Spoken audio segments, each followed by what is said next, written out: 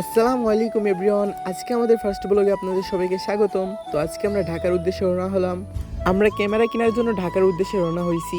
সামনে আমাদের জন্য অপেক্ষা করতেছে আমাদের সাজ্জাদ কাকা আর হলো রহমান কাকা। আর কেউ যেতে পারি নাই তাদের ব্যস্ততার কারণে।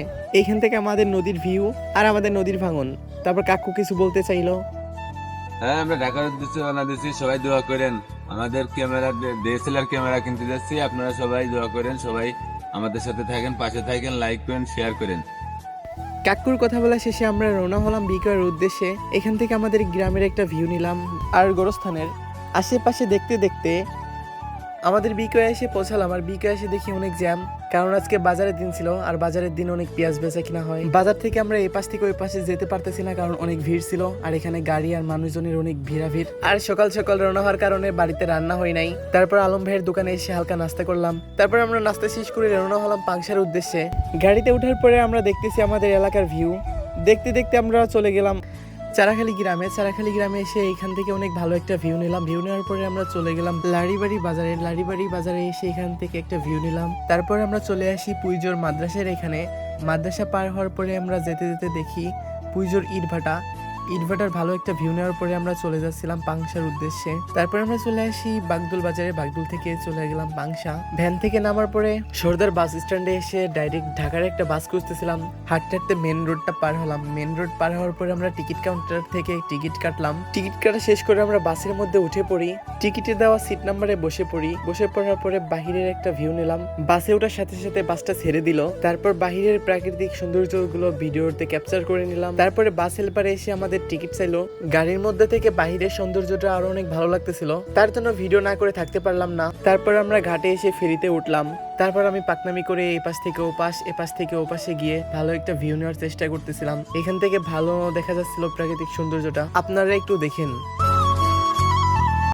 তারপর আমি ভাবলাম যে একটু ছাদে ওঠা যাক। তারপর এক পা দুপা করে ছাদের উপরে উঠে গেলাম। আপনারা আর একটু ভিউটা দেখেন।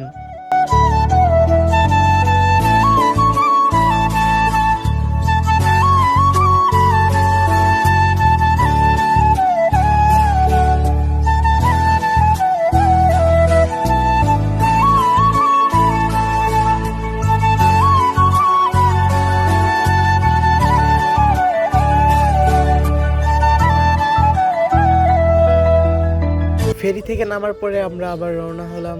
ভিউ দেখতে দেখতে স্মৃতিসৌধের একটা ভিডিও ক্যাপচার করে নিলাম।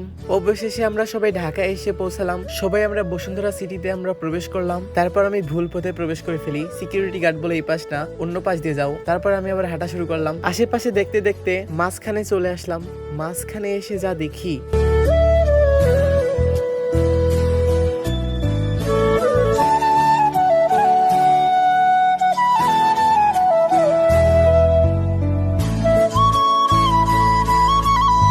আমরা সবাই ক্যামেরা শোরুম খুঁজতেছি, কিন্তু কোনোভাবে পাচ্ছি না। তারপর এসকেলেটরের উপরে উঠতে থাকলাম।